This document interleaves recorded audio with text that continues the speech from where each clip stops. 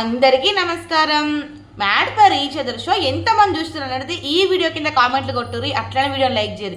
అయితే ఇన్ని రోజులు లాంగ్ వీడియోస్ అస్సలు చేయలేదు, డైలీ షార్ట్ వీడియోస్ చేశాను. అండ్ నా ఇన్స్టా యూట్యూబ్ అయితే మంచిగా నా షార్ట్ వీడియోస్ని బాగా ఆదరిస్తున్నారు, నా రివ్యూస్ని బాగా సపోర్ట్ చేస్తున్నారు, మంచి మంచి కామెంట్లు అయితే వస్తున్నాయి, మంచిగా లైక్లు కొడుతున్నారు, సబ్స్క్రైబర్స్ కూడా చాలామంది వచ్చారు. ఇక అలాగే ఈ mad for each other show కూడా రివ్యూ ఇద్దాం అనుకోండి ఈ రోజైతే నేను మీ ముందుకు వచ్చాను. సో ఈ రివ్యూస్ కూడా సక్సెస్ఫుల్గా ముందుకు తీసుకెళ్తారనే నమ్మకంతో అయితే నేనైతే రివ్యూ అయితే స్టార్ట్ చేస్తున్నాను. అయితే ఫస్ట్ ఎపిసోడ్ అయితే రివ్యూ ఇవ్వలేదు కాబట్టి ఈరోజే స్టార్ట్ చేస్తున్నాను. సండే రోజు వచ్చిన ఎపిసోడ్ మంగళవారం రోజు ఇస్తున్నాం ఏంటక్క అని మీకు డౌట్ రావచ్చు. చాలా హెడ్ఏక్, ఫుల్ వామిటింగ్స్, అస్సలు సెట్ అవ్వలేదు. ఇక అందుకని చెప్పేసి ఆ రోజు చూడలేదనమాట. నేను నిన్న నైట్ సండే ఎపిసోడ్ మొత్తం చూసిన, దగ్గర 2 hours ఉంది.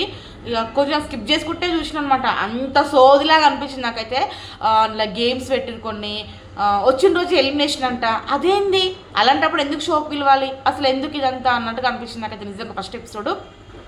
అండ్ కొంతమంది అయితే మరీ ఓవర్ యాక్షన్ అనిపించారు, కొంతమంది అయితే జెన్యున్గా ఉన్నట్టు అనిపించారు. ఏమో ఈ షో అసలు ఎక్కడ తీసుకెళ్తుంది, ఎట్లుంటుంది అనేది నిజంగా అస్సలు అర్థం కావడం లేదనమాట. మొత్తం స్క్రిప్టెడా, రియాలిటీ షోనా, బిగ్ బాస్ని మించిన షో అయితే అవ్వదని నేనైతే అంటున్నా. ఎందుకంటే బిగ్ బాస్ వేరే లెవెల్. అసలు mad for each other show ఎట్లుంటుంది అనేది చూస్తే కానీ డైలీ మనకు అర్థం కాదనమాట. అయితే ఎంట్రీ వచ్చేసి శ్రీముఖి గారు అయితే ఎంట్రీ ఇచ్చారు. ఇల్లంతా చూపించారు. అండ్ జడ్జెస్ 3 వచ్చారు. ఎవరెవరు? అనిల్ రావుపూడి గారు, లయ గారు, అలాగే రాధమ్మ గారు. సో ఈ 3 అయితే జడ్జెస్. ఈ 3 జడ్జెస్ వచ్చారు. ఎందుకు 3 జడ్జెస్, అసలు ఏం డిసైడ్ చేస్తారు ఈ 3 జడ్జెస్ అని ఒక డౌట్ ఉంది. అండ్ ఇంకొకటి శ్రీముఖి హోస్ట్గా ఉంది. తను సాటర్డే సండే వస్తే బాగుంటుంది, నాగార్జున గారు లాగా, అదే బిగ్ బాస్ లాగా ఈ షో ఉంటే కనుక. కానీ డైలీ ఎందుకు వస్తుంది అనే ఇంకొక డౌట్ కూడా ఉందనమాట. అంటే నేను ఫస్ట్ ఎపిసోడ్తో పాటు సెకండ్ ఎపిసోడ్ కూడా కొంచెం చూసిన అనమాట. అందులో శ్రీముఖి గారు ఉన్నారనమాట. అందుకే సెకండ్ ఎపిసోడ్ మాట్లాడాను, ఫస్ట్ ఎపిసోడే మాట్లాడతాను. అయితే డైలీ ఎందుకు వస్తున్నారు అదొక డౌట్. ఇంకా ఒక్కొక్కరు జంటలు అయితే ఎంట్రీ ఇచ్చారు. దాంట్లో కొంతమంది రిలేషన్షిప్లో ఉన్న వాళ్ళు, కొంతమంది పెళ్ళైన వాళ్ళు. అసలు రిలేషన్షిప్స్ని యాక్సెప్ట్ చేసి ఒక షో లాగా పెట్టడం ఏంది? ఇప్పుడు ఇది ఫ్యామిలీ చూసే షోనా, అసలు పిల్లలు కూడా పక్కన ఉంటారు, వాళ్ళతో కలిసి చూసే షోనా కాదా అనేది ఒక డౌట్ ఉందనమాట. ఎందుకంటే దాంట్లో గొడవలు ఉంటాయి, లొల్లు పంచాయతీలు ఉంటాయి, రొమాన్స్ ఉంటుంది. అదంతా పబ్లిక్లా ఎట్లా పిల్లలతో పట్టి చూసే షోలా ఉంటుందా ఉండదా? డైలీ చూస్తూ ఉంటేనే మనకు అర్థమవుతుంది అనమాట. ముందే నెగిటివిటీ అయితే చెప్పలేను నేనైతే. ఇప్పుడు ఏదైనా షో వచ్చిందనుకో, ఏదైనా సినిమా వచ్చిందనుకో, అది పిల్లలతో కలిసి చూసేదైతేనే చూస్తా, లేదు అంటే స్కిప్ చేసి పడేస్తాను అనమాట. కానీ ఇప్పుడు ఒక బిగ్ బాస్ ఉందనుకోండి, ఖచ్చితంగా ఫ్యామిలీ మొత్తం చూస్తాం మా ఇంట్లో. దాంట్లో మరీ దరిద్రంగా కంటెంట్ ఉందనుకోండి, జనాలు ఊరుకుంటారా? మరి ఇప్పుడు wife and husband, lover, boy friend, girl friend, వీళ్ళందరినీ తీసుకొచ్చి ఒక 70 రోజులు 10 జంటలను తీసుకొచ్చి ఒక హౌస్లో ఉంచితే ఈ షో ఎట్లా నడుస్తుంది? అండ్ మొగుడు పిల్లలు ఇద్దరు కొట్లాడుతానంట, వేరే రూమ్లో వచ్చి పడుకుంటారంట. వాళ్ళకి ఒక సింగిల్ బెడ్ ఉంది. అండ్ ఇద్దరికి అదే ఒక డబల్ బెడ్రూమ్ ఉంది. అంటే అదంతా గమ్మత్తుగా ఉందబ్బా. నాకైతే నిజంగా ఎట్లా ఉండబోతుంది షో అనిపించింది. అండ్ శాండ్రా మహేష్ గారు ఎంట్రీ ఇచ్చారు. ఫస్ట్ అయితే ప్రియాంక జైన్ అండ్ శివ గారు ఇచ్చారనమాట. వాళ్ళైతే ఎన్నో రోజుల నుంచి రిలేషన్లో ఉన్నారు. మీ పెళ్ళి ఎప్పుడు అని చెప్పేసి అడిగితే కనుక వాళ్ళు శివపార్క్ జరిగిన ప్లేస్లోనే వాళ్ళు పెళ్లి చేసుకుందామని అయితే అనుకుంటున్నారంట. అదేదో ఊరు చెప్పారు, నాకు పెద్దగా అర్థం కాలేదు అని తెలియదు అనమాట. తెలుసుకొని చెప్తాను. అండ్ ప్రియాంక జైన్ అయితే నిజంగా చెప్తున్నా, చాలా అందంగా, చాలా క్యూట్గా, మంచిగా ఉంది. అండ్ శివ గారు కూడా మంచి కాస్ట్యూమ్ తోటి మంచిగా వచ్చారనమాట. అండ్ కానీ ఎందుకో నాకు వాళ్ళు ఎక్కువ బాగా రొమాంటిక్ పీపుల్స్ లాగా రొమాంటిక్గా ఉన్నట్టుగా అనిపిస్తుంది వాళ్ళని చూస్తూ ఉంటే. వాళ్ళు ఫస్ట్ జంట వచ్చారు. సెకండ్ అయితే ఇక మాస్క్ మ్యాన్ అండ్ ఇంకొకటి వాళ్ళ వైఫ్ ఇద్దరు వచ్చారనమాట. మాస్క్ మ్యాన్ మన అందరికైతే తెలుసు, మాస్క్ తోటే తెలుసు కాబట్టి మాస్క్ తోటే ఎంట్రీ ఇచ్చారు ఆయన కూడా. అండ్ కొంతమంది పేర్లు తెలియదు నాకు ఇలా, సో అందుకే తెలిసిన పేర్లు మాత్రమే చెప్తాను అనమాట. అయితే మాస్క్ మ్యాన్ ఎంట్రీ ఇచ్చారు. మాస్క్ మ్యాన్ ఇద్దరిని ఏదో ఇష్యూ ఉందంట, కొట్టిందంట వాళ్ళ వైఫ్ని. సో అది తీసుకొచ్చి బిగ్ బాస్లో చెప్పింది కదా, దాని గురించి అయితే పెద్ద లొల్లి పంచాయతీ అవుతుంది కదా. సో నేను ఎప్పుడో మర్చిపోయిన విషయం గురించి మళ్ళీ నువ్వు ఎందుకు తీసి అక్కడ చెప్పిను అని చెప్పేసి తన వైఫ్ అన్నదంట. అండ్ ఇంకొకటి ఆడవాళ్ళని కొట్టకూడదు ఇట్లా చెప్పిండు. నేను కొట్టినందుకు ఇంకా ఫీల్ అవుతున్నానని చెప్పేసి కాళ్ళు మొక్కి కాళ్ళను ముద్దాడి, అది కొంచెం ఎందుకో ఎక్కువ ఓవర్ యాక్టింగ్ అన్నట్టుగా నాకు అనిపించింది. కావాలనే ఎక్కువ చేస్తున్నారేమో అన్నట్టుగా. కానీ ఏదైతేనేమో కొంచెం చాలా మెచ్యూర్గా బాగా బిహేవ్ చేసినట్టు అనిపించింది అనమాట. ఇక సెకండ్ జంట. థర్డ్ జంట వచ్చేసి ఎట్లా ఆమె పేరుంది, రిలేషన్లో ఉన్నారు ఇద్దరు. ఆ సినిమా పేరు చెప్తా కానీ విరూపాక్షి సినిమాలో చనిపోతుంది కదా ఫస్ట్ అమ్మాయి. సో ఆ అమ్మాయి మీకు తెలిసి కామెంట్ చేయరు.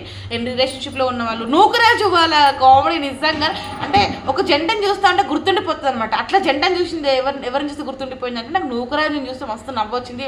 మంచి కామెడీ, మంచి ఎంటర్టైన్మెంట్ అనిపించింది. నిజంగా నూకరాజు వాళ్ళు ఉంటే బాగుంటుంది అనిపించింది.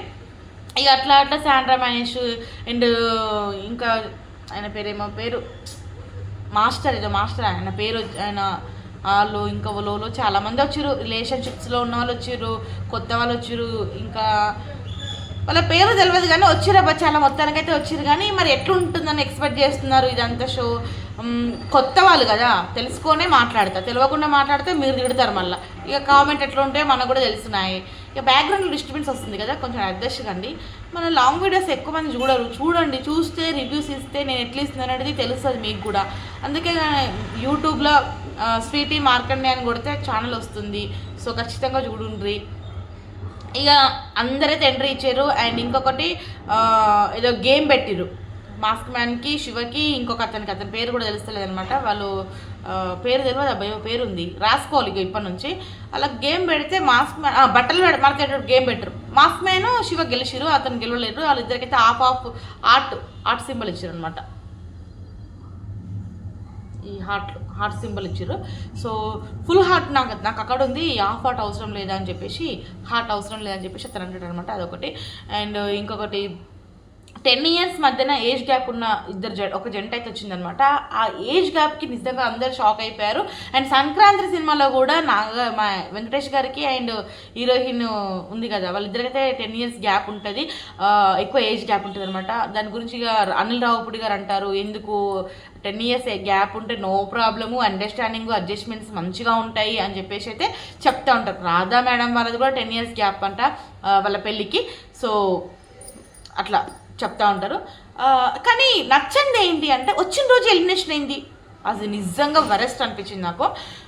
ఎందుకు తీసుకోవాలి, ఎందుకు విలువల షోకి అలాంటప్పుడు అన్నట్టు అనిపించింది. ఇప్పుడు ఉన్న అంతమంది జంటలల్లా వీళ్ళు అన్ఫిట్ ఈ షోకి అని చెప్పడం నాట్ కరెక్ట్ కదా. ఇప్పుడు వాళ్ళని చూడలేదు, వాళ్ళ గేమ్ చూడలేదు, వాళ్ళు మాట్లాడిన చూడలేదు, అలాంటప్పుడు వచ్చిన రోజు ఎలిమినేషన్ అయింది. ఇది నిజంగా కొంచెం ఓవర్ యాక్టింగ్తో కూడిన షో లాగా అనిపిస్తుంది నాకు.